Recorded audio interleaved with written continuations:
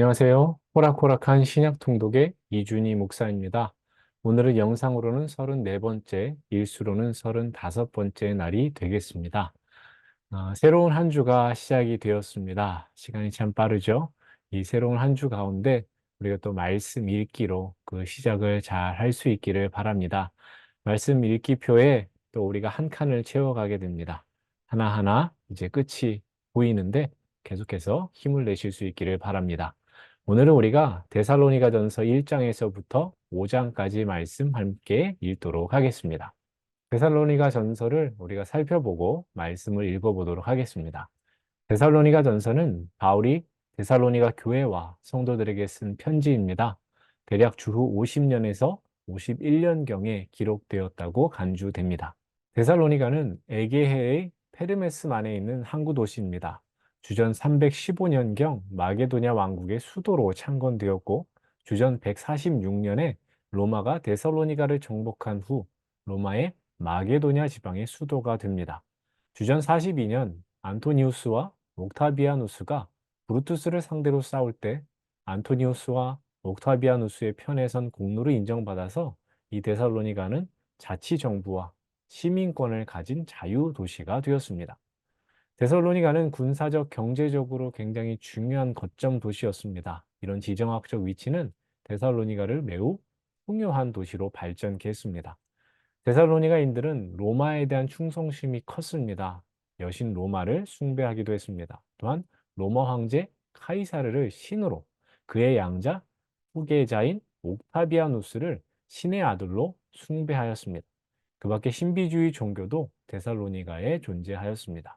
바울은 제2차 선교 여행 때 아시아로 가려고 하였으나 마게도냐 사람의 환상을 꿈으로 본 다음에 계획을 바꾸어 유럽으로 건너가 빌립보를 방문합니다. 그 데살로니가에 도착하는데 데살로니가에서 바울은 3주 동안 유대인의 회당에 나아가 복음을 전합니다.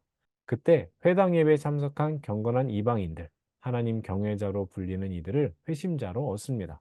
특별히 데살로니가에서 유대 회당 예배에 나오던 귀부인들 다수가 바울의 복음을 받아들입니다. 그러나 바울에게 불만을 뿜은 유대인들의 핍박으로 인해서 바울은 밤중에 데살로니가를 빠져나와 베레아에 가게 됩니다.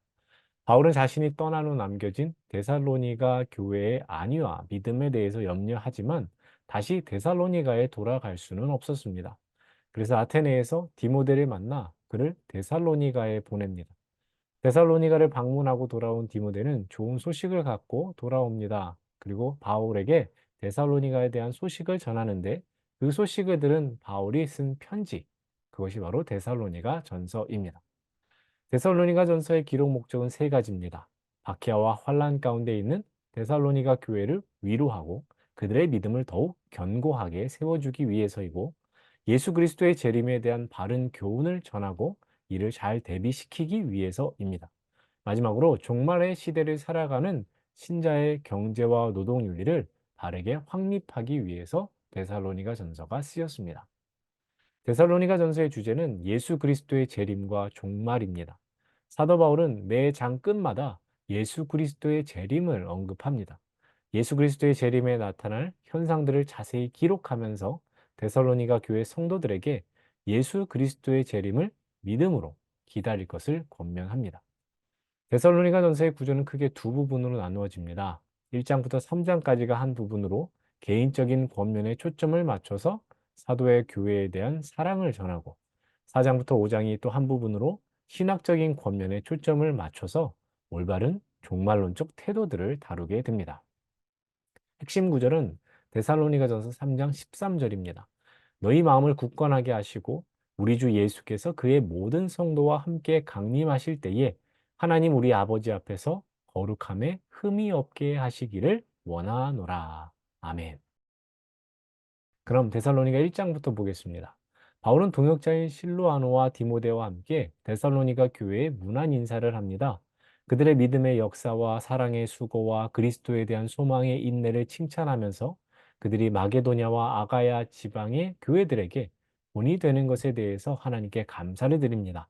데살로니가 교회 성도들은 우상을 버리고 그리스도의 죽으심과 부활하심과 재림하실 것을 굳게 믿었다라는 것을 사도 바울이 이야기합니다.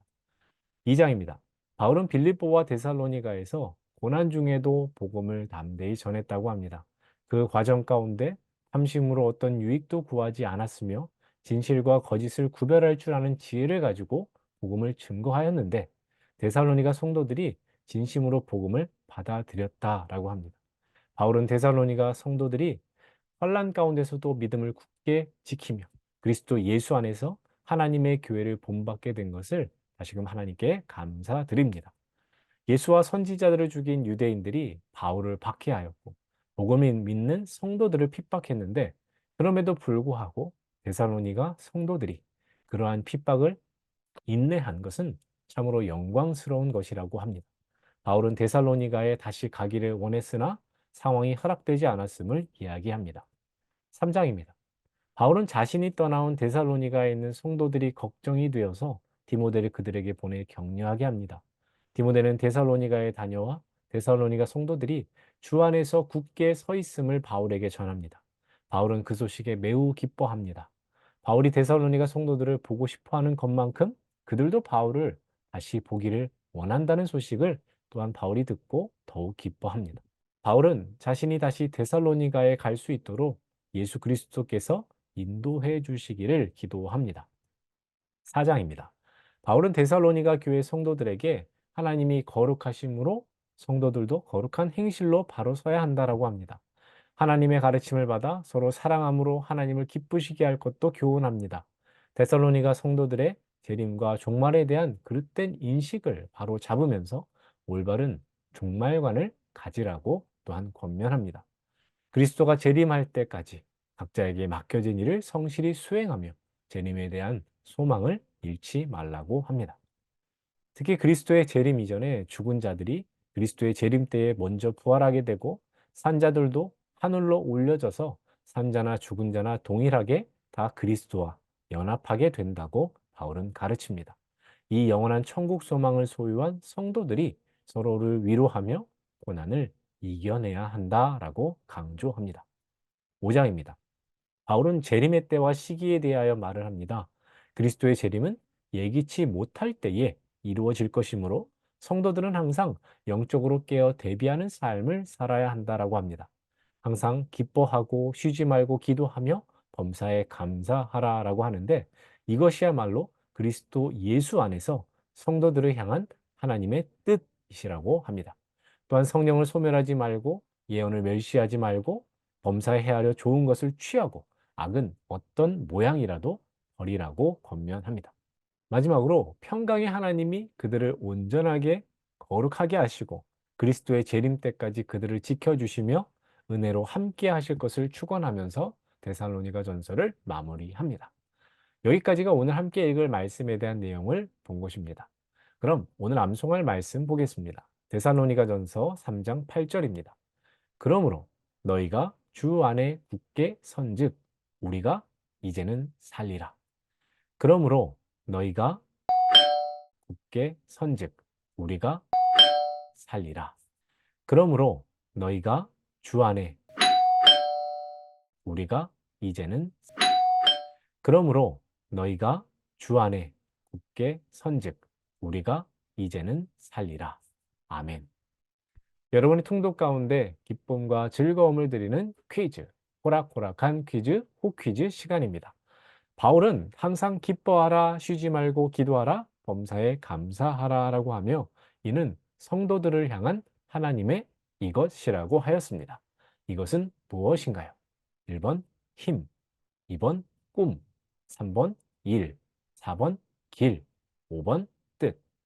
여기까지가 오늘 제가 준비한 영상입니다. 영상을 잘 보셨다면 말씀 읽으시고 암송하시고 퀴즈도 푸신 다음에 저에게 출석 문자를 보내주시면 감사하겠습니다.